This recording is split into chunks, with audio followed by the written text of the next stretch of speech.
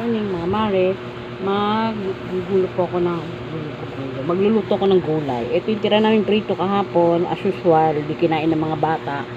Tapos meron pa ako ng pangalan nito, alokbati, at saka sa ilalim yung malunggay. Yan, kalimutan ko yung kalabasa mga mare.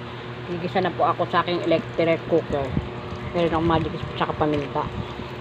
Mamaya yung sa mga ulam ng mga bata mga mare, mag-aadobo ako kasi hindi sila taga-kakain ng isda. Kilala na ng isda mga mare, bangus lang at saka tilapia.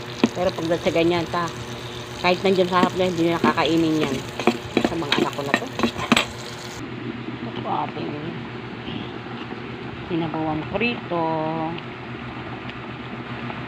Sari-sari pong ano yan kasi kalimutan ko talaga yung kalabasa mga mare. Sana may kalabasa.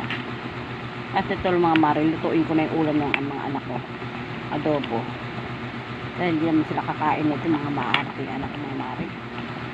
Bye bye.